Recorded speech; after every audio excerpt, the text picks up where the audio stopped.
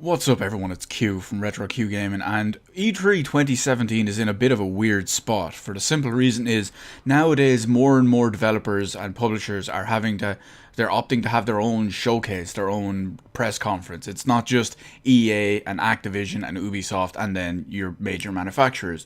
Nowadays you've got stuff like, well, again, EA and of course Ubisoft, and now you've got stuff like the PC Gaming Show, which is full of nice awkward presentations. You've got stuff like Bethesda, who have now recently started doing their own E3 show. And you've got something I really hesitate to even mention, but Devolver Digital. And generally, it seems like everyone except the major hardware manufacturers, in this case, so far it's only Microsoft, have given generally disappointing presentations. I've seen a lot of scorn on the EA presentation in relation to that. I haven't watched it myself because it's EA, but I've seen a lot of scorn for Bethesda's one, which I did watch. Now, admittedly, I didn't watch it. I wasn't up early enough at the time because it started at 5 a.m. for me, but I got up pretty early shortly after that and I watched it from there. And yeah, rightfully so, people are pretty unhappy about that. And then on top of it as well, we've got the Devolver Digital presentation, which I won't even get into, but it was just the worst thing I've seen since Steve Ballmer got up on stage and just started saying, developers, developers, developers, developers, developers. Or maybe even the Windows 95 launch party, which was lit, by the way, look that up. Anyway, it's crazy. So Microsoft generally had a pretty good press conference last night, but we're not here to talk about EA or Devolver Digital or Microsoft. In this video, I want to talk about the major letdown that was the Bethesda show. Now, of course, last time you had Bethesda and they launched some pretty decent stuff. They'd just come off the launch of Doom, which set the world on fire. And of course, there was the whole pre-E3 announcement of Fallout 4 the year before. So they've got a pretty good showcase when it comes to Bethesda in general. However, this year was extremely lackluster, not just because of the what I can only call lack of variety and lack of quality in games. Sure, they've got a decent amount of games coming out, but I mean, Quake Champions looks like it could be so much more. I've said in a previous video, we should really have a proper Quake game in the same style of what we have in the new Doom game. So that's beside the point anyway. So the biggest and strangest thing in the Bethesda conference was the fact that they are bringing out Fallout 4 VR. It's the full entire game, entire experience of Fallout 4 in complete virtual reality for Oculus Rift. I assume HTC Vive as well, but they only showed Oculus Rift in the one I saw. Now, the big thing about it, and the most strange thing, is they are charging full price for this game. They're charging full price for Fallout 4 VR. Not usually a problem, okay? Now, you know, you'd assume, right, yeah, sure, fair enough. If you don't have the game, $60 or €60 or whatever is fair enough. It's understandable. It's still full price, $60, €60, whatever, even if you own Fallout 4. I own Fallout 4 on PC, on Steam. I bought the Pip-Boy edition on the physical Pip-Boy edition, redeemed it on Steam.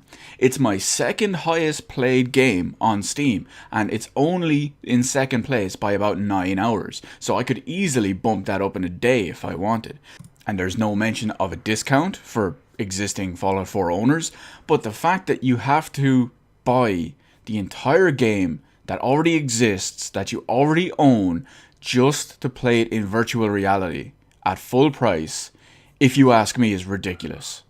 I should say, in case it's not clear at this point, that this is all in relation to existing owners and existing people who have bought the game and paid for the game officially on Steam, or the physical aspect, or got a key from somewhere and redeemed it officially on Steam.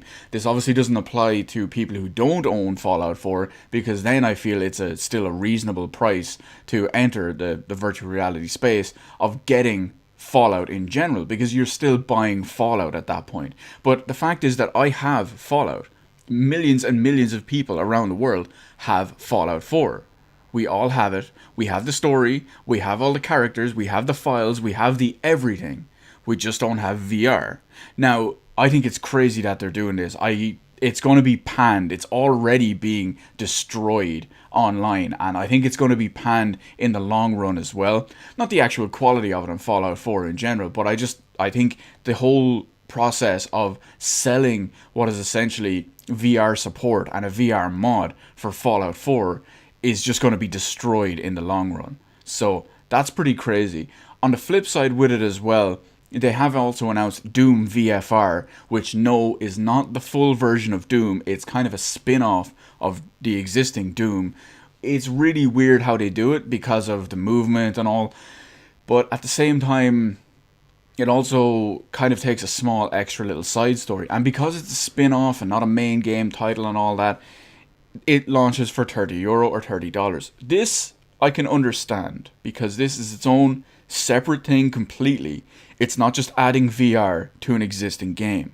Now, I realize adding VR to an existing game isn't as easy as flipping a switch, or isn't as easy as... It's not a very easy process, but it doesn't seem to be an exceptionally difficult process. And I say that in relation to literally creating an entire game from scratch. A world, characters, stories, personalities, everything that happens, the location, the actual terrain, everything about it. So I don't think it warrants a €60 purchase. I don't even think it warrants a €50 purchase, a €20 purchase, a €10 purchase. I think this should be given for free for people who have bought and supported Fallout 4 and Bethesda in general, because it's a bit madness if you ask me. Now, in all fairness, I do think the modding community is going to step up. To be honest, there probably even are some of them out there. I haven't looked already to see if there are Fallout 4 VR mods in general. I never really looked into that too much because, well, I don't have VR yet, unfortunately. And chances are the community is going to step up and rally against them and just say, hey, listen, you guys are screwing us over on VR, so fuck you, we're going to do it ourselves. So I'm expecting the modding community to take a step up, and unfortunately I can't help because I have no programming skills or anything like that, but it's going to be interesting to see what they do. It releases later on in this year, in Q4 of 2017, so realistically, if it's already in progress or if they're only starting now, modders have about 6 months, and let's see modders do what Bethesda don't. It's the best way I can say it. So let me know in the comment section below what you think about the whole craziness of adding a full price VR mod to Fallout 4. Now, remember, this is in the aspect of if you already own the game and you want to add VR to it. Because don't forget, if you have VR but you don't have Fallout 4, you can buy the VR version and you don't get the regular version. So you see where I'm coming from. So let me know what you think about how they're doing this and how you're literally paying €60 for a VR mod for it, or VR mode, whatever it is. And in relation, you can use the Doom VFR example for the simple reason is they're two completely different things. So one of them warrants a purchase and one of them doesn't, if you ask me. So let me know all of that in the comments section below. Hit the like button, hit the subscribe button. Thank you for watching, and I'll see you in the rest of the videos in my channel.